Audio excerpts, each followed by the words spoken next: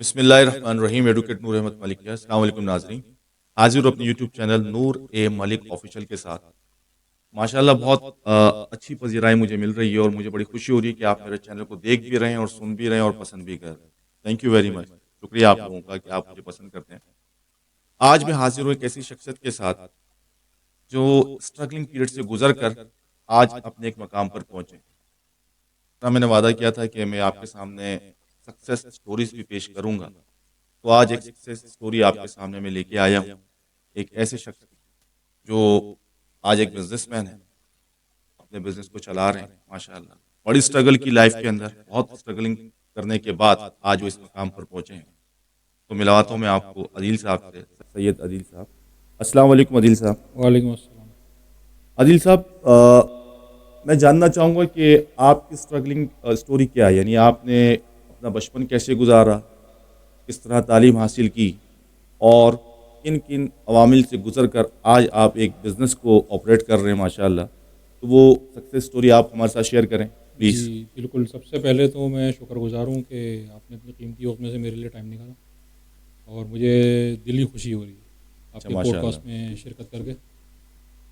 میں اپنے بارے میں بس یہی کہوں گا کہ میں کراچی کا ایک عام سا بچہ ہوں۔ کراچی اچھا کی گلیوں میں 1990 کا دور تھا، اچھا اس دور میں پل کے میں بڑا ہوا ہوں۔ تو آپ کو تو سب کو پتہ ہے کہ کتنا پراشوب دور تھا، اور اس دور میں نے اپنی زندگی کا آغاز کیا 1994 میں۔ والد صاحب کا سایہ بھی میرے سر سے اٹھ ارے گیا تھا، اچانک ان کی طبیعت خراب ہوئی تھی، برین ہیمریج ہوا تھا ان کو، ویری اور وہ سیڈ، چلے گئے تھے۔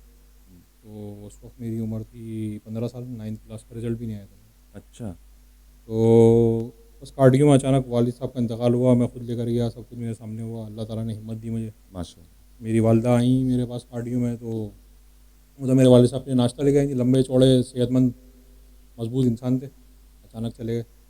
تو والدہ ان کے لیے ناشتہ لے کر آئی تھیں، ان کو تو تصور میں وہم و گمان میں بھی نہیں تھا کہ وہ اس طرح چلے کہ ان جائیں کا گے۔ انتقال ہو جائے گا، جی، اس طرح کچھ ہو جائے گا۔ مجھے خود یقین نہیں آیا تھا، جو کچھ بھی ہوا تھا میرے سامنے ہوا تھا، تو جو مجھے یہ بھی سب یقین نہیں آیا اچانک سے ہوا تھا یا؟ تھا۔ اچانک اچھا، اچانک ہوا تھا، مطلب پہلے کوئی بیماری ایسی نہیں تھی؟ بلڈ پریشر ہائی رہتا تھا ان کا۔ اچھا، تو ہاں، بلڈ بلڈ پریشر پریشر کا اصل مریض میں تھے ہوا وہ؟ یہ تھا کہ ہمارے گھر کے پاس ایک واقعہ ہوا تھا، مسجد میں امام صاحب کو شہید کر دیا تھا۔ اچھا، تو والد صاحب وہ دیکھ کر آئے، تو وہ حساس آدمی تھے، ان کے دل پہ اس کا بڑا اثر ہوا، اللہ اکبر۔ تو بس اس کی وجہ سے بلڈ پریشر ان کا مزید بڑھ گیا، اور وہ برین ہیمریج کی طرف چلا گیا معاملہ۔ خیر، پھر وہ والدہ آپ کے بس نہیں اور ان کا انتقال ہو گیا والد صاحب کا، اس کے بعد پھر کیا ہوا لائف کے اندر؟ کیا مشکلات پیش آئیں؟ تعلیم کیسے مکمل کی؟ اس کے بعد چھوٹے چھوٹے بہن بھائی تھے، والدہ میں جب میرے آپ پاس سب آئیں، سے بڑے؟ میں سب سے بڑا ہوں، اچھا سب ماشاء سے بڑا ہوں۔ والدہ میرے پاس آئیں تو وہ کہنے لگی میرے بچوں کا کیا ہوگا، تو میں نے اپنی والدہ کے سر پہ وہاں پہ ہاتھ رکھ کے، مطلب کارڈیوں میں نے کہا کہ ابو تو چلے گا، میں ہوں بچوں کا جو بھی اچھا، آپ نے ان کا بڑا۔ سہارا بنے ایک طرح سے۔ اور پھر میں نے اللہ پہ توکل کیا، ہوں، کچھ بھی مطلب کوئی ایسا کوئی امید نظر نہیں آ رہی تھی، مطلب بالکل ہم مڈل کلاس لوگ تھے۔ ابو میرے تھے انکم ٹیکس ڈپارٹمنٹ میں، سرکاری لیکن جاب کی جی ہوئی تھی؟ سرکاری جاب کی، لیکن ایماندار آدمی تھے۔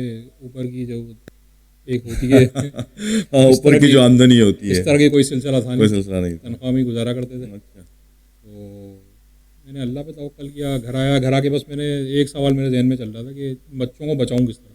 اچھا، مجھے اس چیز کی کوئی فکر نہیں تھی کہ فیملی میں اور کوئی ممبرس نہیں تھے کہ جیسے تھے، دادا دادی ہوتے ہیں، دادا چچا دادا تھے، تایا؟ لیکن دادا کی ایج زیادہ تھی، دادا تھے میرے، دادا کی بہت سپورٹ رہی مجھے اخلاقی طور پہ، روحانی طور پہ، ان کا سر پہ ہاتھ رہا، لیکن دادا تو خود ابو کے ساتھ رہتے تھے۔ باقی رشتے دار جو تھے، چچا وغیرہ تھے، وہ الگ ہو گئے تھے موقع دیکھ کے۔ اچھا، پہلے سے یہ بات؟ نہیں، پہلے سے الگ ہو گئے تھے، پہلے لیکن سے جب الگ ابو کا انتقال ہوا تو بالکل ہی پھر وہ غائب ہو گئے، بالکل، یعنی ساتھ بالکل نہیں دیا ان بالکل لوگوں غائب ہو نے۔ گئے۔ چلے اللہ آسانی کرے، ان پہ بھی رحم تو فرمائے۔ بس میرے ذہن میں ایک ہی سوال چل رہا تھا کہ چھوٹے چھوٹے بہن بھائی میرے، ان کو کس طرح میں بچاؤں لوگوں سے، ہوں، ماحول سے، معاشرے سے، بس یہ سوال تھا۔ باقی تو مجھے اللہ پہ توکل تھا کہ اللہ تعالیٰ، میرے ذہن میں بالکل ہی نہیں تھا کھائیں گے کیا، پئیں گے کیا، رہیں گے کیا، تو اللہ تعالیٰ نے بس راستے بنانے شروع کیے۔ آپ نے اپنی تعلیم کس طرح مکمل کی؟ تھوڑا تعلیم پر آ جاتے ہیں کہ آپ نے 9th کلاس کا پیپر دیا تو آپ کے والد صاحب کا انتقال ہو گیا، اس کے بعد میٹرک ہے، پھر اس کے آگے ایجوکیشن ہے، تو آپ کی ایجوکیشن کیا ہے، کس فیلڈ میں ہے، میری اور اس کے ایجوکیشن بعد آپ کس فیلڈ میں گئے، تھوڑا سا اس بارے میں آ جائیں۔ میری ایجوکیشن ہے بی کام۔ اچھا اچھا، مطلب یہ کہ ہم کو بس یہ، میں تو جانا چاہتا تھا اصل میں آرمی میں، جی، لیکن بس حالات جو سب تھے، کا جذبہ ایک ہی ہے، ہاں، آرمی میں جانا ہے۔ حالات جو تھے، حالات۔ حالات جو تھے وہ جس طرف جس دھارے پہ لے کے جاتے رہے اس طرف چلتے رہے۔ Government school, government boys secondary school Clifton road اچھا سے پڑھا ہوں، تو اس وقت گورنمنٹ اسکول میں ہی تھا، جس سے میں government boys secondary school Clifton road سے میں نے میٹرک کیا. پھر گورنمنٹ نیشنل کالج میں میرا ایڈمیشن ہو گیا تھا کامرس میں. تو پھر میں نے آئی کام بھی اور بی کام بھی وہیں سے کیا، government national national college college سے کیا. تو تعلیم ساتھ ساتھ چلتی رہی. اس کے ساتھ میں نے پھر عملی زندگی میں قدم رکھ دیا تھا. 17 سال کی عمر میں ایک لائر تھے، انکم ٹیکس لائر تھے، ان کا نام تھا ایس ایم رئیس ایڈوکیٹ. اچھا. رشتے دار بھی تھے ہمارے. تو ان کے پاس میں نے جاب شروع کی. 1 سال میں ان کے پاس رہا. اس کے بعد پھر میرے دادا نے کہا کہ دادا نے گل احمد میں کام کیا تھا کوئی 30-40 سال فیکٹری میں کام، کپڑے کی فیکٹری گل احمد میں. تو دادا نے پھر مجھے گل احمد میں بات کی، گل احمد میں مجھے لگوا دیا. گل احمد میں مجھے انہوں نے رکھا مین آفس میں.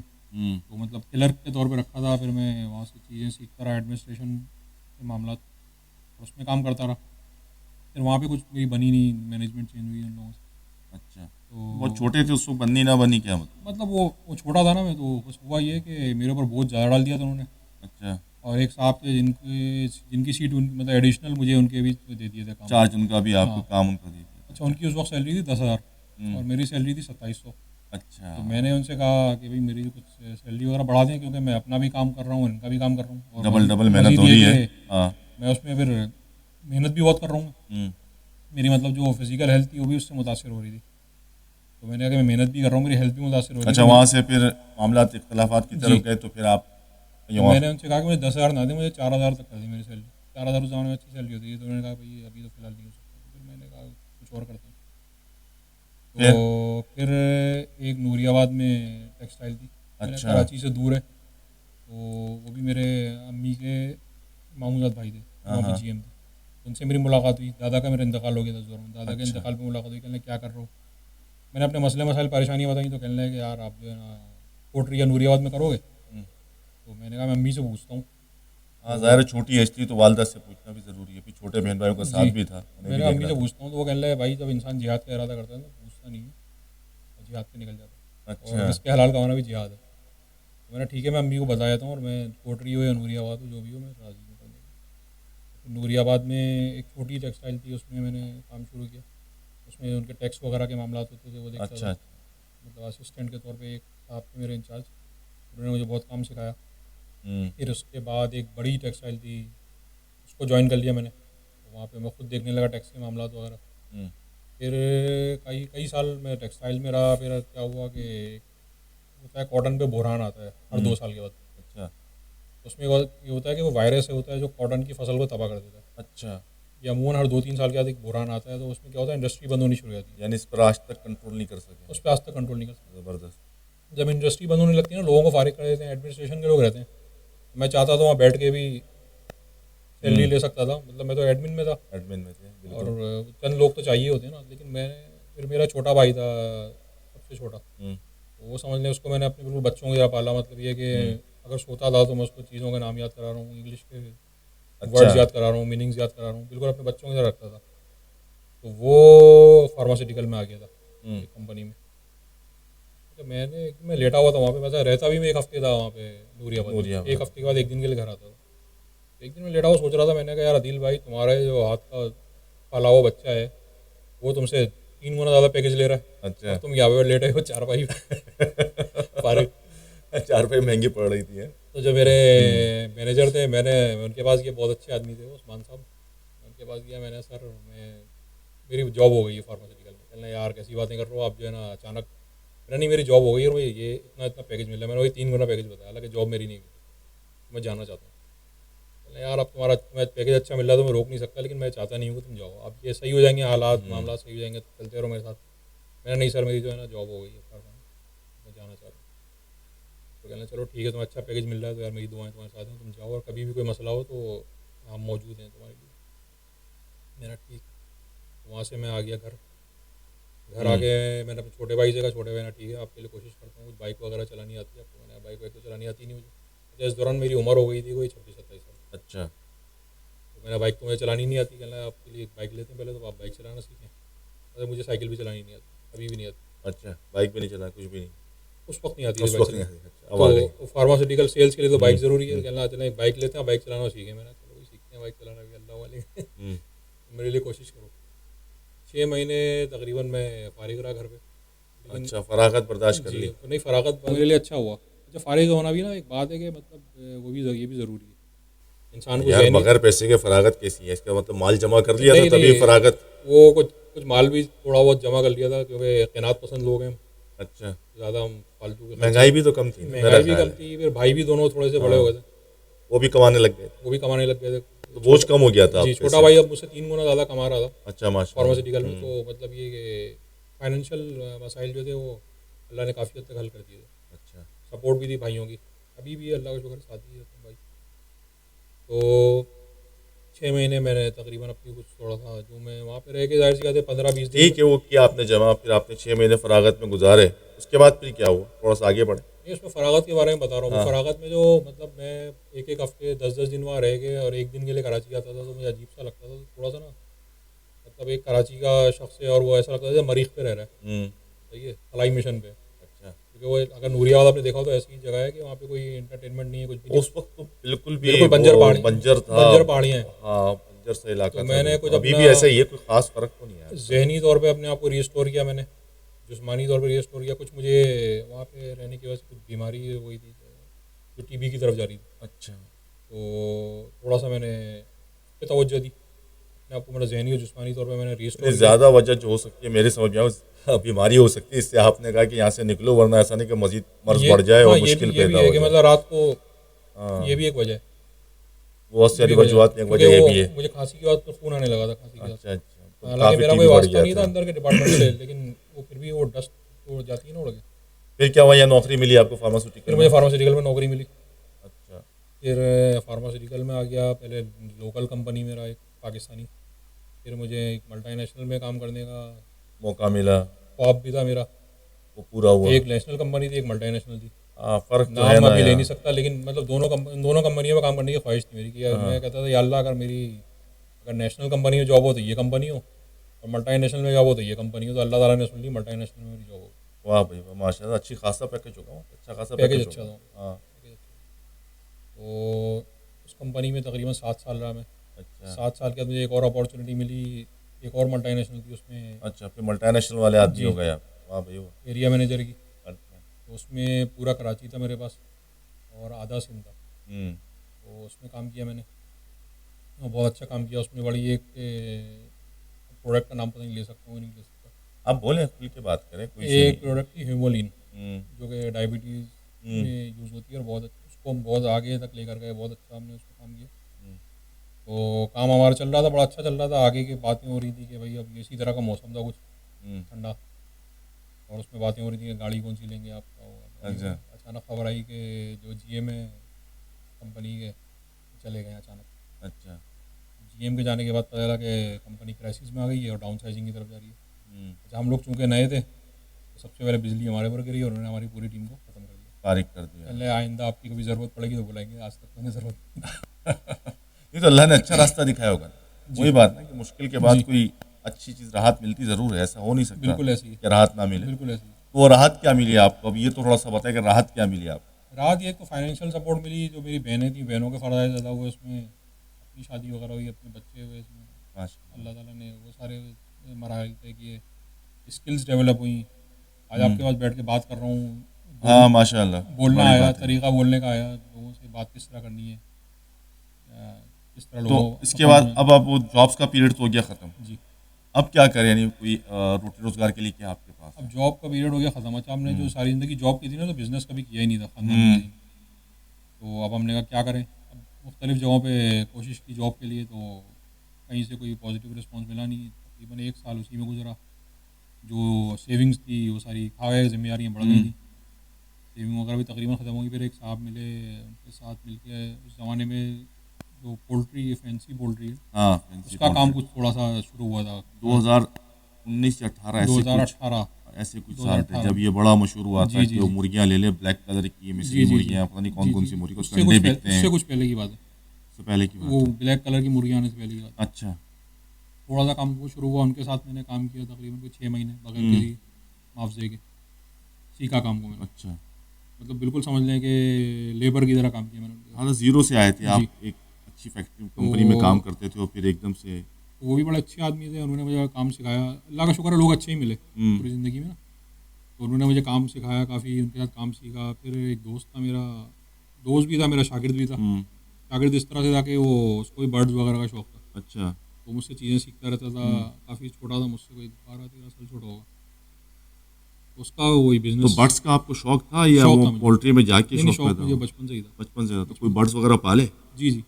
کیا مطلب کون سے برڈس کچھ پالے؟ طوطے وغیرہ رکھے، تیتر، بٹیر، مرغیاں، اچھا، کبوتر. آدھا تیتر آدھا بٹیر جی ویسا؟ جی، ہر طرح کی چیزیں. اچھا، اس طرح کے پرندے وغیرہ کچھ جی پالے. جی، ہر طرح کی. پھر کیا ہوا؟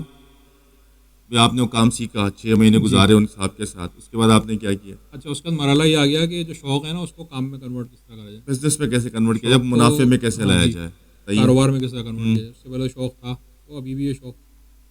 تو میرا ایک دوست تھا، وہ تھا میمن، ان لوگوں کا تھا مطلب بزنس بیک گراؤنڈ. اچھا.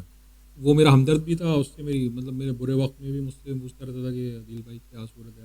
اچھا، اچھے تعلقات جی جی، رہے اس سے اچھے ہمیشہ، تعلقات. ماضی کے بھی اور اچھے تعلقات. تو مجھ سے پوچھتا رہتا تھا کہ عدیل بھائی کیا آپ کی کیسا چل رہا ہے، کیا چل رہا ہے. تو ایک دن وہ کہنے لگا کہ جو اس میں اچھا وہ جو انکوبیٹر میں وہ لگتی ہے نا ڈیوائس، الیکٹرانک ڈیوائس ہوتی تھی، چائنا سے امپورٹ ہوتی تھی. ایک دن وہ شارٹ ہو گئی. ہم پریشان گھوم رہے ہیں، ڈھونڈ رہے ہیں، وہ ڈیوائس ملے تو ہم اپنا آرڈر جو ہمارے پاس آیا تو پورا کریں. مطلب آپ کا کیا کام شروع ہو گیا تھا؟ آپ آرڈر پورا انکوبیٹر کریں، انکیوبیٹر مینوفیکچرنگ کام شروع کر دیا آپ تو میمن دوست کے ساتھ مل کے؟ نہیں، جو مجھے آصف صاحب جو میرے دوست ہاں، ہیں ان کے ساتھ مل کے آپ نے یہ کاروبار شروع کر لیا تھا انکیوبیٹر کا. یعنی مشینیں آپ باہر سے منگواتے تھے؟ نہیں، مشینیں میں خود بناتے تھے. خود بناتے تھے، لوکلی بناتے تھے. اس میں ڈیوائس جو منگاتے تھے وہ ہم لیتے تھے امپورٹرس سے. اور وہ کبھی امپورٹ ہو کے آتی نہیں، کبھی نہیں آتی نہیں. میرا دوست کو کہنے لگا، جو میمن میرا دوست تھا، امین الرحمان نام ہے، وہ مجھے کہنے لگا عدیل بھائی یہ بتائیں آپ اس کو امپورٹ کراتے ہیں؟ یار مجھے تو لبے کا پتہ نہیں، تمہیں پتہ ہے؟ کہنا مجھے بھی نہیں پتا. پھر میں معلومات کرتا ہوں کسی سے. پھر ہم دونوں نے مل کے سب سے پہلے کوئی 100 ڈیوائسز امپورٹ کرائیں. اچھا، تفریح میں پہلا بڑا کام یہ کیا؟ پہلا چھوٹا کام یہ. چھوٹا کام. اچھا. تو ہم نے تفریح میں امپورٹ کرائی. وہ کہنے لگا کہ عدیل بھائی یہ بتائیں کہ 100 ڈیوائسز ہم نے منگائی ہیں، کتنے میں بکیں گی؟ میں نے یار 1 سال میں بکیں گی. 1 سال میں؟ تو 1 ہفتے میں بک گئی وہ. ماشاء اللہ. کہنا یار یہ تو بڑی زبردست چیز ہے، 1 ہفتے میں بک گئی. اور منگاتے ہیں، چلو اور منگاتے ہیں. ہم نے 300 منگائی. کچھ انویسٹمنٹ اس نے کی، کچھ میں نے کی. ہم دونوں نے مل کے 300 منگائی. وہ بھی کہنا عدیل بھائی کتنے میں؟ یار میں نے کہا میں تو 1 سال کے لیے منگاتا ہوں، 1 سال میں بکیں گی 300. وہ بھی 1 مہینے میں بک گئی.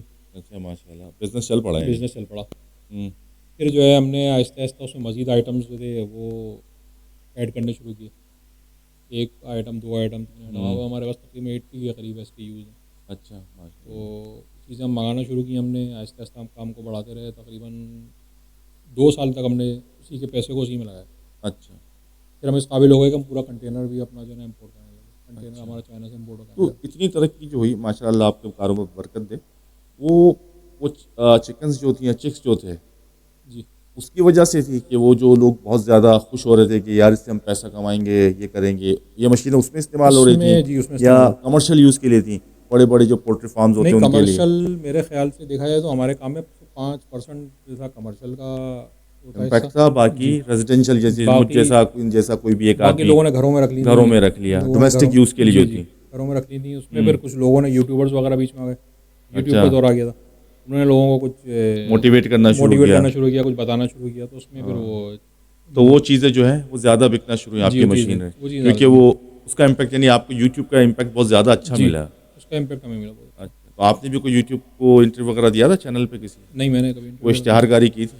نہیں کچھ بھی. اچھا، ماشاء اللہ، فری فوگٹ پہ آپ نے اتنا فائدہ اٹھا لیا. بس ہمیں لوگوں نے تو ہم سے بھی زیادہ فائدہ اٹھایا. نہیں، آپ نے بھی تو اٹھایا نا. دوسروں کی تو بعد میں کرتے ہیں، ہم آپ کے ساتھ بیٹھے تھے، آپ کی بات کرتے ہیں. مطلب لوگ بہت اچھے لوگ، اس میں بہت اچھا کام چلا، لوگ بہت اچھے سیٹ ہو گئے. پھر کیا ہوا اب اس بزنس کے؟ اس میں ایک چیز اور بتاؤں. اس میں ایک چیز جو ہے نا، جو امپیکٹ آیا تھا، خان صاحب جو عمران خان صاحب، انہوں نے کہا تھا کہ مرغیاں پالو، انڈے پالو. اس کا بھی امپیکٹ آیا تھا. اچھا، یعنی ماشاء اللہ عمران خان صاحب کی وجہ سے آپ کے بزنس کے اوپر بڑا اچھا اثر آیا. خان صاحب تھے بڑا اچھے آدمی، ماشاء اللہ قابل آدمی، سمجھدار تھے. وہ کافی اچھی چیزیں بتا دیتے لوگوں کو. بس ویژنری آدمی تھے. ویژنری آدمی. اور ابھی بھی ہے ماشاء اللہ، انشاءاللہ دور آئے گا ان کا. بہرحال ہم آگے چل رہے ہیں. پڑھے لکھے آدمی تھے. بات یہ ہے، میں تو کہتا ہوں پڑھے لکھے آدمی کو پڑھے لکھے آدمی کی سپورٹ کرنی چاہیے. بالکل میری بنتی نہیں ہے ان سے، لیکن پھر بھی پڑھے لکھے آدمی کی حیثیت سے آپ سپورٹ کرتا ہوں. بنے نہ بنے آپ کی مرضی ہے، مگر تعریف تو کر رہے ہیں. دشمن کی تعریف وہ اچھی جو کسی ایسے آدمی کی دشمن کے منہ سے سنی جائے، چلیں مخالف کے منہ سے سنی جائے. تعریف وہ اچھی تو آپ نے بھی تعریف کی. جو صحیح بات ہے اس کی تو تعریف. ہاں اس کا مطلب ویژن تو ہے ان کے پاس. چلے کہیں اور بات چلیے گی. آپ نے سیاست کو چھیڑ ہی دیا ہے. آپ کون سی پولیٹیکل پارٹی کو پسند کرتے ہیں, یعنی آپ کس پولیٹیکل پارٹی کا اس وقت حصہ ہیں اور کیوں ہے؟ میں اس وقت وجہ بھی بتا دیجیے گا ایک کیوں. ہم نے کراچی کے جو سلگتے ہوئے اور مسائل ہیں اور کراچی کے جو لوگوں کے اتنے دکھ ہیں تو ان کو دیکھتے ہوئے ایک ہمارے دوست ہیں, بہت پرانے بچپن کے دوست ہیں, ایاز قریشی, جو پریزیڈنٹ ہے صدائے کراچی جی کے, ہاں, چیئرمین ہے. میرے پاس آئے تھے انٹرویو ان کا, چیئرمین صدائے کراچی ایاز قریشی صاحب ہیں. تو ان سے ہماری گفتگو چلتی رہتی تھی اسی طرح. رات کو آتے تھے, رات کو ہماری کراچی کے مسائل پہ گفتگو ہوتی تھی. دوست تو میرے بھائی کے ہیں, وہ گفتگو ہماری جو ہے وہ کراچی کے مسائل وغیرہ پہ ہوتی ہے. تو انہوں نے مجھے کہا کہ کہنے لیں یار آپ آئیں, ہمارا پلیٹ فارم ایک ہم نے بنایا, وہ جوائن کریں. تو میں نے ٹھیک ہے, مجھے تو کوئی اس میں اعتراض نہیں ہے کیونکہ میں جانتا ہوں اچھے طریقے سے گراؤنڈ لیول کے شخص ہیں. تو اور ہمیں بھی میرے خیال سے کراچی میں جو لوگ گراؤنڈ سے اٹھ کے آ رہے ہیں, کراچی کے مسائل کو سمجھتے ہیں, جو کراچی کے مسائل کو بھگت رہے ہیں, ان لوگوں کی ضرورت ہے ہمیں. تو میں نے ٹھیک ہے, میں حاضر ہوں. ان کے ساتھ اب کیا ہے, کیا کر رہے ہیں؟ میں ان کے ساتھ ابھی فی الحال تو ہوں سینئر وائس پریزیڈنٹ. لیکن میں نے ان کے بعد جو جوائن کیا تھا, میں نے مشیر اعلیٰ کے طور پہ ان کو جوائن کیا تھا. میں نے کہ جو میرے آپ کی مشاورت سے تنظیم یہاں تک پہنچی ہے ماشاء اللہ. ناقص مشورے تقریباً 2.5-3 سال ہو گئے اس کو بنے ہوئے, جہاں تک میری یادداشت کام کر رہی میری تھی. جو مجھے ناقص بتایا رائے, تھا ناقص مشورے ہیں اس پہ عمل کر لیتے ہیں, وہ تو بڑی ان کی نوازش. نہیں آپ ماشاء اللہ ذہین آدمی ہیں. تو کیا آپ کی تنظیم نے, یعنی آپ نے پرسنلی بھی کبھی کچھ پرسو کیا ہو ان مسائل کو جو کراچی کے ہیں, گیس, بجلی, پانی, بڑے کامن سے مسائل ہیں یار, بڑے یعنی عام سے نظر آنے والے مسائل ہیں. سڑکیں ہیں, سیوریج ہے, یہ نظر آ رہا ہے. انوائرمنٹ کا بیڑا غرق ہے. آج بھی کوالٹی انڈیکس کراچی کا میرا خیال 7واں-8واں نمبر تھا, 2 دن پہلے نمبر 1 پہ تھا کراچی. تو کیا ہے یہ چیزیں, اس کے اوپر کوئی آپ کی تنظیم نے کوئی کام کیا ہو؟ اگر نہیں کیا تو آپ نے کیا سوچا, کیا پلان ہے آپ کا, تھوڑا سا آئیڈیا مجھے دیں. اصل میں دیکھیں کراچی کی تو بات میں یہ کہوں گا کہ کراچی تو ایک اس وقت مسائل کا گڑھ بن چکا ہے, مسائلستان بن چکا ہے. مسائلستان بن چکا ہے کراچی. حقیقت تو یہی ہے. اچھا کراچی کا میں نے وہ دور بھی دیکھا, 80s کا دور بھی دیکھا, 90s کا دور بھی دیکھا, جب کراچی تھا. کراچی میں نے مشرف صاحب کا دور بھی دیکھا جب کراچی بن گیا تھا. بہت اچھا دور تھا. میں اس دور کے اندر تو کہا تھا نا, قتل و غارت گری بھی بہت تھی یار. وہ ایک آدھ بار وہ اب ایک آدھ بار کیا, ڈیلی اخبار دیکھے تو لوگ پوچھتے تھا اسکور کتنا ہوا, یہ باتیں ہونے لگ گئی یہ تھی. مشرف صاحب کے دور سے پہلے کی بات ہے نا, 80s 90s کی بات کی نا آپ نے. تو 90s کے اندر آ کے تو حالات بہت خراب ہوئے تھے نا. لیکن مشرف صاحب کے دور میں حالات اچھے ہو گئے تھے. لیکن اس کے حالات خراب ہونے کے باوجود, اچھا حالات خراب ہونے کی بات اگر آپ کرتے ہیں نا, ابھی آپ یوٹیوب پہ دیکھیں شام میں خانہ جنگی چل رہی ہے, لیکن شام میں خانہ جنگی چل رہی ہے, آپ کو کچرا پڑا ہوا نظر نہیں آئے گا. کیوں کچرا صاف کر لیتے خانہ جنگی کے بعد؟ مجھے سمجھ میں نہیں آتا. مجھے سمجھ میں آتا خانہ جنگی چل رہی ہے, نہ گٹر ابل رہے ہیں وہاں پہ, نہ کچرا پڑا ہوا ہے کہیں, اسکول کھلے ہوئے, بچے اسکول جا رہے ہیں. مطلب اس کا یہ ہے کہ ادارے کام کر رہے ہیں, جنگ کی حالت میں بھی ادارے کام کر رہے ہیں. میں ابھی ایک فلم دیکھ رہا تھا بلیک ہاک ڈاؤن. بلیک ہاک ڈاؤن میں دیکھا میں نے کہ ایک سین تھا کہ امریکن فوجی ہوتا ہے, ایک دروازہ کھلتا ہے, وہ جان بجا کے گھستا ہے اندر, تو اندر وہ خاتون ہوتی ہے, ٹیچر ہوتی ہے, بچوں کو پڑھا رہی ہوتی ہے. اچھا, اس کا مطلب یہ صومالیہ میں جہاں پہ امریکہ سے جنگ چل رہی ہے یا آپس میں خانہ جنگی چل رہی ہے, وہاں پہ بھی تعلیمی ادارے کام کر رہے ہیں. تعلیم تو بند نہیں ہوتی. آپ یوٹیوب میں اب تو جو ہے نا سامنے ہی ہے نا آپ کی ہر چیز, بالکل ایسی جو بھی چیزیں آپ کے سامنے, گلوبل ولیج بن گیا نا, کوئی کہانی نہیں ہے. آپ دیکھ لیں شام میں خانہ جنگی چل رہی ہے, اسکول کھلے ہوئے, شام میں خانہ جنگی چل رہی ہے, بلدیاتی ادارے کام کر رہے ہیں, شام میں خانہ جنگی چل رہی ہے. تو یہاں کیا مسائل ہیں, یہاں پہ مسائل یہ ہے کہ یہاں پہ مسائل کو پیدا کیا گیا. کیوں یہاں پہ میری سمجھ میں یہ نہیں آتا کہ مسائل کو پیدا کیوں کیا جا رہا ہے. حالانکہ اگر کراچی, بہت سمپل سی بات ہے یار, مسائل ہوں گے تو مال ہوگا نا باس. نہیں کراچی اگر چلے گا, اگر مسائل ہوں گے تو مال ہوگا نا. کراچی اگر بزنس کرے گا نا, کراچی میں بزنس ہوگا تو اور زیادہ مال ہوگا. تو یہ سوچ, جیسے چور ہوتا ہے جو چوری کرنے آتا ہے, وہ تو یہ سوچتا ہے نا کہ اس گھر سے لے جاؤں چوری کر کے. ہمارے میں کھل کے بات اگر آپ کریں, کھل کے بات یہ ہے کہ ہمارے اوپر جو مسلط ہیں, جو بھی ٹولے, حکمران ٹولے, وہ مجھے ایسا لگتا ہے کہ غیر ملکی طاقتوں کا ایجنٹ. اچھا, اگر وہ مال کمانا ہو نا تو بزنس کر کے بھی کما سکتے ہیں. بالکل, اس سے اچھا کما سکتے ہیں, اور اس سے جائز طریقے سے کما سکتے ہیں, اس سے زیادہ کما سکتے ہیں, حلال کما سکتے ہیں, اور لوگ بھی اس سے ترقی کریں گے. لیکن جو لوگ مسلط ہیں شاید ان کو اس لیے لایا جاتا ہے کہ یہ نہیں سوچتے آپ کے فیوڈلزم کا چکر ہے کہ یار اگر یہ سب ایک جیسے ہو گئے, یعنی ایک ہی دسترخوان پہ بیٹھ کے کھانے لگ گئے, تو مجھے کون پہچانے گا کہ میں ہوں. کیا یہ سوچ کا بھی تو فرق ہے نا یار, فیوڈلزم کا. اگر ایک زمین اچھی پیداوار دیتی ہے نا, ایک زمین اچھی پیداوار دیتی ہے, تو کیا وہ جو جاگیردار ہوگا تو اور امیر ہو جائے گا. تو یہ سوچ کیسے پیدا کی جائے, وہ بھی کچھ خوشحال ہو جائے گا. تو اس کی خوشحالی اس کے ترقی کے راہ میں رکاوٹ بن جائے گی نا. وہ یہ کہے گا نا کہ اب میں بھی تھک گیا ہوں, میں بھی 10 لوگ رکھ لیتا ہوں. آپ یہ دیکھیں نا, جن ملکوں میں بادشاہت ہے, دبئی کا بادشاہ ہے, صحیح ہے, اگر دبئی کا بادشاہ خوشحال ہوا ہے تو وہاں کے لوگ بھی خوشحال ہوئے ہیں نا. یہ سوچ ہمارے یہاں کیوں پیدا نہیں ہو رہی, ڈیولپ کیوں نہیں ہو رہی؟ میں تو ہمارے یہ یہاں بات دیکھیں کہہ رہا ہوں, آپ نے اس پہ کوئی کام کیا؟ اس سوال کا جواب جو میرے ہاں. ذہن میں میرے جو ہے ہمارے ملک میں تعلیمی نظام کو تباہ کیا گیا, شعور کی کمی ہے. یہی تو میں یہی تو بات کہہ رہا ہوں کہ شعور کہاں سے پیدا کریں لوگوں کے پاس. اگر یہاں کا جاگیردار یہ سمجھ لے کہ میرا جو مزارہ ہے, جو کمزار مزارہ ہے یا میرا جو ہاری ہے, اگر وہ اچھا کھا لے گا تو میں تو بہت اچھا کھا رہوں گا. اگر میں اس سے 1000 گنا بہتر ابھی ہوں تو 1000 گنا بہتر میں مزید اس کے خوشحالی کے بعد مزید 1000 گنا بہتر ہوں, اس سے 1,00,000 گنا بہتر ہوں گا. صحیح ہے, لیکن ہمارے ملک میں یہ بدقسمتی یہ ہے کہ تعلیمی نظام کو باقاعدہ سرکاری سرپرستی میں تباہ کیا گیا. سرکاری سرپرستی کے اندر میں تباہ تعلیمی کیا نظام کو گیا, باقاعدہ تباہ کیا گیا. باقاعدہ تباہ. آپ کے ایسے علاوہ ہے اسکول میں کیمپ لگ جائیں, آپ کے الیکشن ہو اسکول بند ہو جائیں, آپ کے یہاں کوئی اور مسئلے ہو, چھٹیاں, آپ کی چھٹیوں کا نظام دیکھ لیں. آپ تعلیمی نظام کو مطلب تباہ کیا گیا ہے. جو لوگ کچھ کرنے کے قابل نہیں ہوتے ان کو ٹیچر بھرتی کر دیا جاتا ہے سیاسی بنیادوں میں. ایسا ہی ہے. اچھا, اس سے کیا ہو رہا ہے کہ آہستہ آہستہ 30-40 سال میں آپ کی قوم کا جو شعور ہے وہ بالکل نیچے آ گیا ہے. اب آپ کو ریڈنگ کرتا ہو, کوئی بک پڑھتا ہو, کوئی نظر نہیں آئے گا. نہیں آتے, بہت کم ہے. بکس کو چھوڑ کے لوگوں نے موبائل لے لیا. آج کل تو ہر شخص کو دیکھو موبائل لے کے بیٹھا ہوا ہے. موبائل لے کے بھی میں دیکھتا ہوں, مطلب کسی قوم کا نام لینا چاہیے یا نہیں لینا چاہیے, لیکن میں مجھے اس قوم کا درد ہے اس لیے نام لے رہا ہوں. پختون ہمارے یہاں خوبصورت ہوتے ہیں. جہاں 4 پختون لڑکے ہوتے ہیں, وہ جہاں گھاس لگی ہوتی ہے 4 لڑکے پختون ہوتے ہیں, ٹک ٹاک بنانی شروع کر دیتے ہیں, عجیب عجیب حرکتیں شروع کر دیتے ہیں. تو میری ٹک ٹاک بنا, میں تیری ٹک ٹاک بنا. تو مطلب بات یہ ہے کہ آپ کہاں لگ گئے ہو؟ یہ تو آج کل ہر ایک کو شوق پیدا ہو گیا ہے. آپ کہاں لگ گئے ہو؟ ایک جگہ پہ تو نہیں جائیں گے, سب کو شوق پیدا ہو گیا جس کا دل کرے.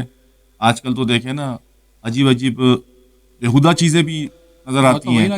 یعنی جو چیز گھر کے اندر پردے میں رکھنے والی چیز ہے وہ سڑکوں پہ تو بعد میں آئی, اب تو آپ کے موبائل میں سے ہاتھ میں ہے. آپ جب چاہو دیکھو, جتنا چاہو دیکھو, جتنی بار چاہے دیکھو. یہ چیزیں تو یعنی معاشرتی بگاڑ پیدا نہیں ہو رہا اس چیز سے. بالکل معاشرتی بگاڑ پیدا ہو تو رہا ہے. اس کے لیے وہی بات آتی ہے نا کہ تعلیم اور شعور 2 چیزیں کم ہے نا. تعلیم ہوگی تو شعور آئے گا. تعلیم ہوگی تو شعور اور آئے گا. تعلیم, اب آپ بتائیں نا کہ ہمارے وزیر تعلیم جو ہیں موجودہ, انہوں نے اس پہ کوئی پالیسی ایسی بنائی ہو, کوئی کام ایسا کیا ہو؟ تعلیم کو تباہ کرنے کی پالیسی تو بنا سکتے ہو, تعلیم کو بہتر کرنے کی پالیسی نہیں بنا سکتے.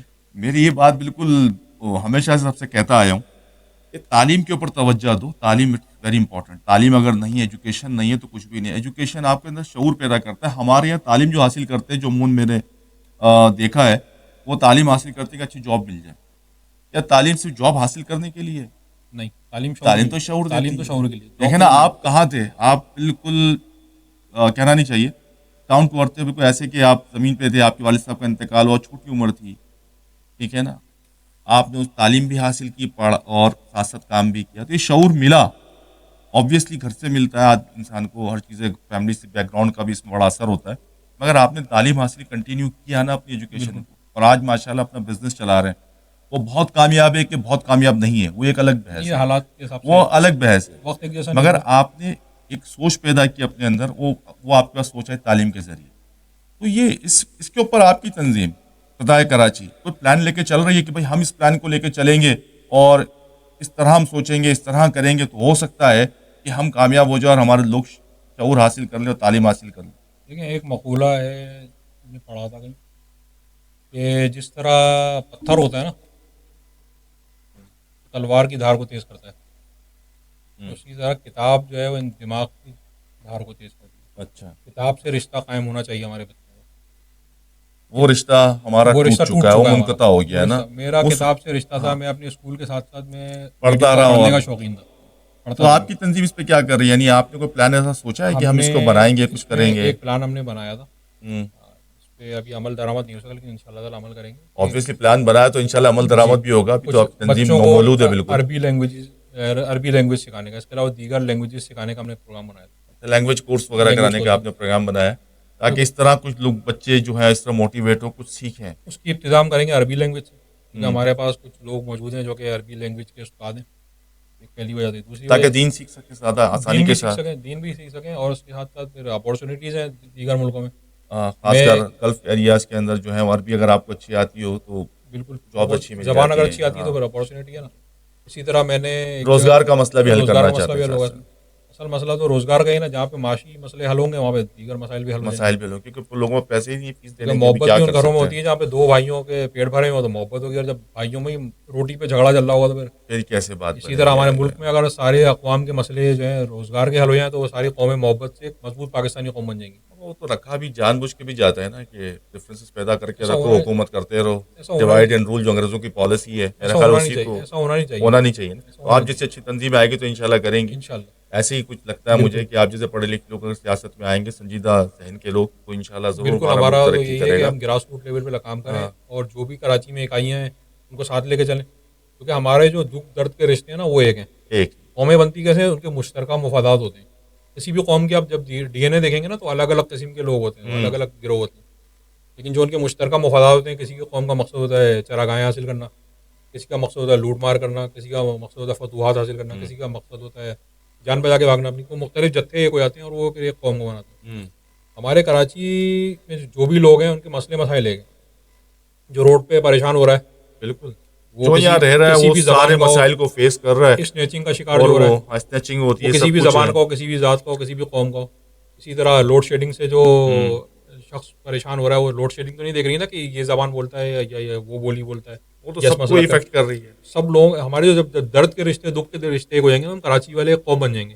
تو کیا ابھی تک ایک رشتہ نہیں بنے نہیں گا؟ ابھی تک کوئی رشتے نہیں بنا. کیوں نہیں بنتے افسوس بھائی؟ کی بات ہے. کیوں نہیں بنتے؟ ڈیوائڈ رکھا گیا لوگوں کو اور لوگ پھر ڈیوائڈ ہیں. چلے آپ ان کو جوڑیں. ہم کوشش یہ کر رہے ہیں کہ ان میں شعور پیدا کریں اور وہ ایک ہو جائیں. انشاءاللہ. بڑی مہربانی عادل صاحب، بہت مزہ آیا آپ سے گفتگو کر کے. بہت ماشاءاللہ شکریہ. بہت اچھی گفتگو کی آپ نے، اور اپنے آپ کو بتایا، سکسیس سٹوری بھی بتائی کہ آپ کہاں سے کہاں، اور اپنی سیاسی پولیٹیکل ایکٹیویٹیز بھی بتائیں، اپنی نسبت بھی بتائی کہاں سے ہیں، کس پولیٹیکل پارٹی سے ہیں. ناظرین، اگر آپ کو میرا چینل پسند آئے تو اسے ضرور سبسکرائب کیجیے گا، لائک کیجیے گا، اس ویڈیو کو شیئر کیجیے گا، اور سنیے گا ضرور. ایک سکسیس سٹوری ہے جو آدمی بالکل زمین سے، یعنی کہنا چاہیے کہ چھوٹی عمر میں یتیم ہو گیا اور ماشاءاللہ آج ایک اپنا بزنس کر رہا ہے اور کامیاب زندگی گزار رہا ہے، اور آپ کو بھی ایک مشورہ دے رہا ہے کہ کس طرح کاروبار کو آگے لے کے جا سکتے ہیں. اس کے لیے کیا چیز ضروری ہے؟ تعلیم پر بہت زور دیا انہوں نے. تعلیم بہت ضروری ہے. تو تھینک یو ویری مچ، اور اپنی دعاؤں میں یاد رکھیے گا. مجھے اجازت دیجیے کہ میں آپ کے ساتھ ایک اپنا نیا ویڈیو لے کے انشاءاللہ حاضر ہوں.